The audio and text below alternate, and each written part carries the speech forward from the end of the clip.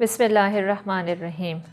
Rabbi शरह ली सदरी व यस्सिर ली अमरी वहलुल उक़्दतम मिन लिसानी यफ़क़हू क़ौली। अस्सलामु अलैकुम। As we are going through the process of learning and reading, so there are few strategies that we are going to that we are going to use in learning and reading. One of those strategy is inference and the other is prediction. आज हम inference और prediction की बात करते हैं। थोड़ा सा इसमें मैं इस मौजू पे जाने से पहले आपको कुछ स्टोरी सुना दूँ। ऐसा होता है कि एक लड़की है और वो रास्ते पे जा रही है और वो देखती है कि एक शख्स बहुत तेज़ी से भागता हुआ जा रहा है। इतनी तेज़ी से इतनी बिज़ी रोड पे वो रोड क्रॉस करता है और रोड क्रॉस करने के बाद वो दूसरी जानब जाता है और वहाँ से वो एक शख्स दूसरे शख्स के पास से गुज़रता है। तो जब दूसरे शख्स के पास से गुज़रने लगता है वो उसके हाथ से एक बैग पकड़ता है। वो उससे बैग लेके और फिर तेज़ी से आगे चला जाता है। अब इससे हम कुछ इन्फरेंस ड्रॉ करते हैं। इस कहानी से क्या इन्फरेंस ड्रॉ करते हैं आप भी सोचें। एक इन्फरेंस तो ये हो सकता है कि वो शख्स या तो चोर है जो तेज़ी से रोड क्रॉस करके आया है और उसने दूसरे शख्स के हाथ में बैग देखा और उससे बैग छीन के वो आगे निकल के जा रहा है, या ये ऐसा इन्फरेंस है हम इससे ये इन्फरेंस भी ड्रा कर सकते हैं कि वो शख्स कोई एजेंट है जो रोड क्रॉस करके आता है और दूसरा शख्स उसको कोई बैग देना चाहता है और उससे वो बैग लेके वो आगे तेज़ी से किसी असाइनमेंट को पूरा करने के लिए आगे चला जाता है। अब ये इन्फरेंस किस तरह से हमने ड्रॉ किया, तो इसका ड्रा करने का ये है क्योंकि हम जानते हैं वो शख्स तेज़ी से दौड़ रहा था, वो जल्दी में था, और अगर वो जल्दी में था तो वो घबराहट में भी था। तो वो रोड, क्योंकि वो रोड इतनी तेज़ी से बिज़ी रोड को क्रॉस कर रहा है, वो इंतज़ार नहीं करता और वो दूसरे के हाथ से बैग तेज़ी से लेता है। तेज़ी से लेने से मुराद कि दूसरा शख्स बेखबरी में है, उसको इल्म नहीं है, अचानक से उसके हाथ से जैसे छीन लिया जाता है। अगर ये छीन लिया जाता है तो इसका मतलब है कि वो एक चोर है, और अगर नहीं तो छीना नहीं जाता, वो तेज़ी से उसके हाथ से लेता है और दूसरा उसको थमाता है, तो इसका क्या मतलब हुआ कि वो किसी असाइनमेंट को पूरा करने के लिए उससे बैग लेता है और आगे जाता है। अब हमने ये दो कंक्लूजन ड्रा किए। ये हमने गैस लगाया। किस तरह से गैस लगाया? अपनी प्रायर नॉलेज से, क्योंकि प्रायर नॉलेज में हमें पता है अगर कोई तेज़ी से भागता हुआ आ रहा है और बिज़ी रोड को क्रॉस कर रहा है और दूसरी जानब वो किसी दूसरे से बैग भी ले रहा है, तो हम ये गैस लगाते हैं, अपने प्रायर इन्फॉर्मेशन से गैस लगाते हैं। जब कोई तेज़ी से बिज़ी रोड को क्रॉस कर, इसका मतलब है कि वो किसी इमरजेंसी में, उसे कोई जल्दी है, उसे किसी ज़रूरी काम से जाना है। हमने अपने प्रायर नॉलेज को अपने प्रेजेंट इन्फॉर्मेशन के साथ मिलाया और इससे एक हमने गैस लगाया जिसे हमने कहा इन्फरेंस। ये इन्फरेंस हम दिन में, सारा दिन में, हर वक्त करते रहते हैं। लेट्स सपोज़ अगर कोई स्टूडेंट तेज़ी से क्लासरूम में पहुंचती है, क्लास जारी है और वो क्लासरूम में पहुंचती है और वो तेज़ी से आती है और टीचर से परमिशन लेकर क्लास में एंटर होती है, तो इसका क्या मतलब है? क्लास चल रही, इसका मतलब है या तो वो कहीं से देर से पहुंची है, इन्फरेंस गेस करते हैं, मे बी कि वो कहीं से देर से पहुंची है, क्लास में पहुंचने में उसको देर हो गई है और वो तेज़ी से आ रही है और क्लास में एंटर हो रही है, या मे बी उसे कोई और अर्जेंट काम है जैसे उसने टीचर से मिलना है। तो हमारा गैस, हमारे प्रायर नॉलेज जिसे हम स्कीमा भी कहते हैं, प्लस हमारे प्रेजेंट इन्फॉर्मेशन से मिलकर जब हम कोई गैस लगाते हैं उसे हम इन्फरेंस कहते हैं। तो ये इन्फरेंस हम डे बाय डे हर चीज़ में यूज़ करते हैं। यही इन्फरेंस हम रीडिंग में भी यूज़ करते हैं। जब हम रीडिंग कर रहे होते हैं, when we are going to read any text from the book, हम किसी बुक से कोई टेक्स्ट पढ़ रहे हैं और उस टेक्स्ट को पढ़ते हुए हम ढूंढने की कोशिश करते हैं कि राइटर उसमें क्या बताना चाहता है। We want to know what is written between the lines, that is the reading between the lines. एक तो ऑथर की अपनी इंफॉर्मेशन है जो वो दे रहा है। one thing is that he is sharing with us and he is writing everything in black and white on the paper. एक तो वो इंफॉर्मेशन है जो उसने पेपर पे दे दी है, what I read, first thing. second thing is what I know, मुझे क्या कुछ उसके बारे में पहले से इल्म है। मैं किसी बुक को स्टडी करती हूँ, मैं उस बुक को लेती हूँ, मैं उसकी लाइन्स स्टडी कर रही हूँ, मैं उसका टेक्स्ट पढ़ रही हूँ। अब उसको टेक्स्ट को पढ़ते हुए मैं जज करती हूँ कि इसमें राइटर, एक तो मैं पढ़ रही हूँ जो कुछ लिखा हुआ है उसको पढ़ रही हूँ, दूसरा फिर मैं उसके साथ अपने प्रायर नॉलेज को रिलेट करती हूँ, मिलाती हूँ, और इन दोनों को मिलाकर मैं एक गेस लगाती हूँ, अच्छा तो ये राइटर ने क्या लिखा हुआ है, ये हमें क्या इन्फॉर्मेशन दे रहा है। So it is inference. Inference क्या करता है? Inference is going to increase my comprehension skill. Inference से कंप्रीहेंशन स्किल बढ़ जाती है। कैसे? इस तरह से कि जब हम टेक्स्ट को पढ़ते हैं तो हम उसमें अंडरस्टैंड करने की कोशिश करते हैं, वो ढूंढने की कोशिश करते हैं जो राइटर ने डायरेक्टली टेक्स्ट में नहीं लिखा हुआ। Whatever is not written directly in the text, whatever is there not clearly in the lines, we are going to find out that information, that is hidden information by the author. तो वो जो hidden information हम ढूंढने की कोशिश करते हैं, in fact वो हिडन इन्फॉर्मेशन हमें कहाँ से मिलती है? एक तो हमारे प्रायर नॉलेज से, दूसरे हमारे टेक्स्ट से, जो टेक्स्ट हम पढ़ रहे हैं उसमें जो रीडिंग हम कर रहे हैं।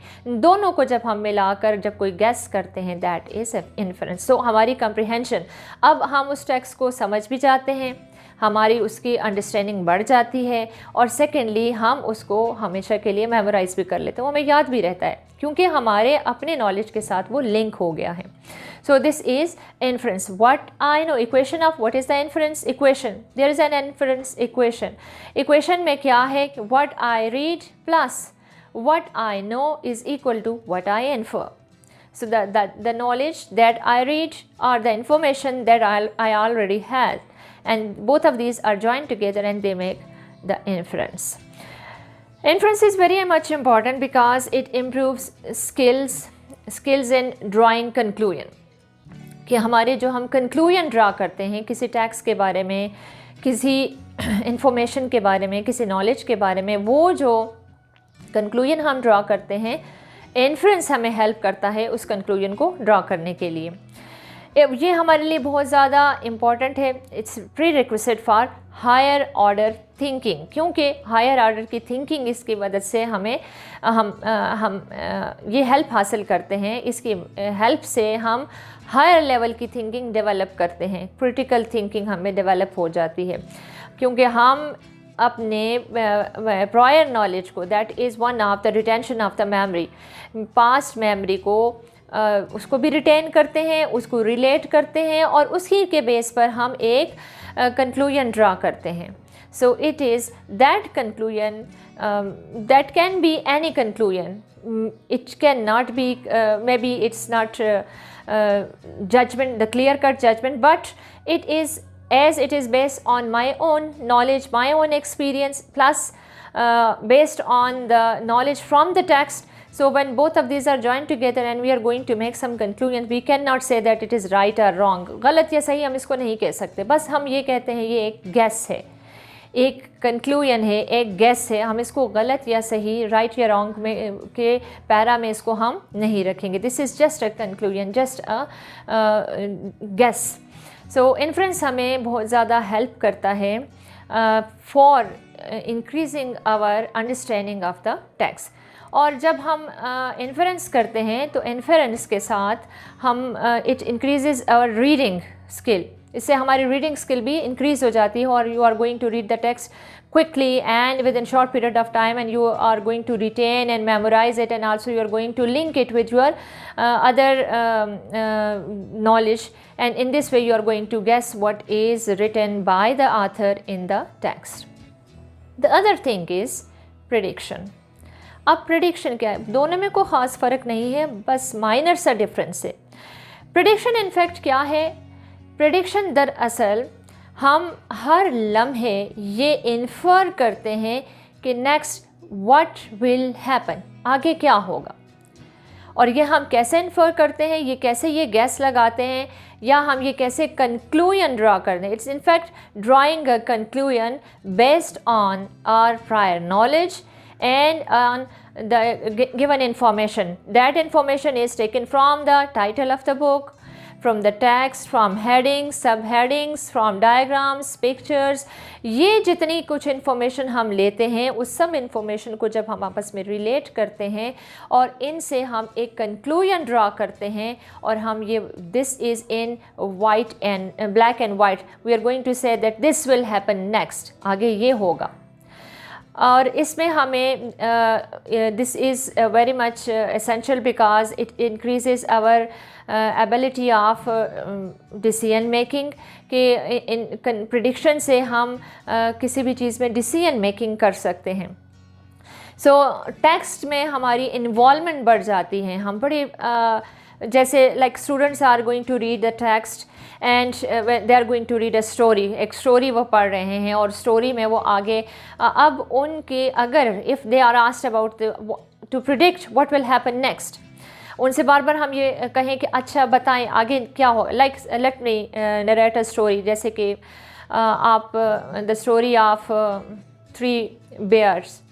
There is a daddy bear and mama bear and a baby bear, and they are sitting in a room and they are taking their soup, and they are sitting while this is the night time, and suddenly they heard a knock at the door. दरवाजे पे उन्होंने बस दस्तक सुनी। अब ये एक story है और अब आप इस सिचुएशन को जहन में रखते हुए आप knocking, you are going to predict करते हैं कि क्या होता है। अब किस तरह से प्रिडिक्शन की जाएगी? Based on prior knowledge.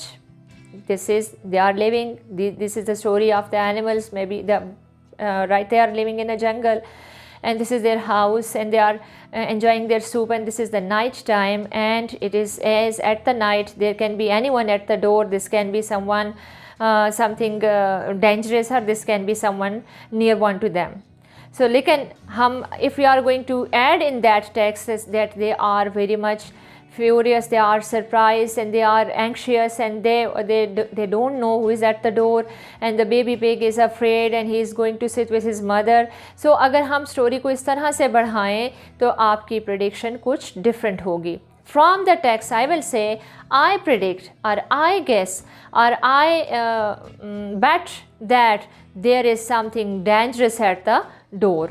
सो इस तरह से हम अपनी प्रेडिक्शन करते हैं। प्रेडिक्शन को आप सिंपली इस तरह से भी ले सकते हैं, जैसे आप कोई बुक उठाते हैं, आप हाथ में लेते हैं, उसका टाइटल देखते हैं, उसका बैक पेज देखते हैं, और टाइटल को पढ़ने के बाद, बैक पेज को पढ़ने के बाद आप उसके बारे में प्रेडिक्ट करते हैं, अच्छा ये तो कोई हिस्ट्री की बुक है, because on the title of the book there is some picture of some castle, and there is the picture of some fight, and there are the people in some, they are showing some they are dressed in some military dresses, तो कुछ military dresses में लोग नज़र आ रहे हैं और कुछ fight हो रही है और कुछ पुराना मंज़र है, और उससे आप अंदाज़ा करते हैं, गैस लगाते हैं, अच्छा ये तो किसी पुराने वक्त की, किसी हिस्ट्री की कोई बुक है और उसके बारे में ये लिखी हुई है। तो टाइटल देख के भी आप प्रेडिक्ट कर सकते हैं कि ये बुक किस टॉपिक पे है और किस बारे में है। So after that you are going to select your book कि अब मैंने कौन सी बुक पढ़नी है या इसमें क्या। इसी तरह से अगर साइंस की बुक है तो उसके ऊपर कुछ इस तरह के टाइटल होंगे जिससे आप गेस कर सकते हैं कि this is something about science. So prediction जो है ये भी हमें हेल्प करती है किस बहुत सी चीज़ों में, like it increases our critical thinking. हमें ये क्रिटिकल थिंकिंग हमारी इससे डेवलप होती है कि हम क्रिटिकली एवेलुएट कर रहे होते हैं, हम पिछले टेक्स्ट को अपने प्रायर नॉलेज के साथ और प्रेजेंट इन्फॉर्मेशन के साथ मिलाकर हम उसमें एक डिसीजन करते हैं कि अब आगे क्या होगा। तो इस तरह से हमारी क्रिटिकल थिंकिंग जो है वो भी डेवलप होती है। नेक्स्ट थिंग, ये हमारी जो इंटरेस्ट है उसमें हमें उसमें इंगेज रखता है, हमारे इंटरेस्ट इसमें थ्रू आउट द टेक्स्ट वो कायम रहते हैं, क्योंकि हम जो प्रेडिक्ट कर रहे होते हैं अब हम उसको देखना चाहते हैं, what will happen next. So in this way if the student is learning a book, अगर कोई टेक्स्ट स्टूडेंट पढ़ रहा है और अगर उसमें वो प्रेडिक्ट करता है तो वो उस पर एंड तक उसको पढ़ता रहेगा, उसका इंटरेस्ट, उसकी इंगेजमेंट या उसकी इन्वॉल्वमेंट उसमें कायम रहेगी, क्योंकि वो देखना चाहता है उसकी प्रेडिक्शन सही है या गलत है। And another thing is it makes a reader active reader, कि जो रीडर होता है वो बड़ा एक्टिवली उसको रीड करता है, पैसिव नहीं बनाता। आप उसमें जब आप प्रिडिक्ट करके आप रीडिंग करते हैं, इस स्ट्रेटजी के ज़रिए आपकी जो लर्निंग है वो इंक्रीज़ होती है और आपकी अंडरस्टैंडिंग उसमें बढ़ जाती है, और इसी के साथ साथ आपकी जो इन्वॉल्वमेंट है वो उसमें और ज़्यादा थ्रू आउट द टेक्स्ट उसमें रहती है। और इससे हमें वैल्यूबल इंसाइट भी मिलता है। Insight that we are going to develop our insight, intuition, insight. हम उसके बारे में अपने जो इंसाइट के ज़रिए प्रिडिक्ट करते हैं। I feel and I predict, कि वो फीलिंग हम में डेवलप हो जाती है। We are going with the text. इसी तरह से ये हमारी इससे हम we are going to learn from our past mistakes, कि अगर हम प्रिडिक्शन करते हैं तो prediction helps us to make us to enable us to learn from our past mistakes. So both of these reading strategies, inference and prediction, they are very much helpful in reading.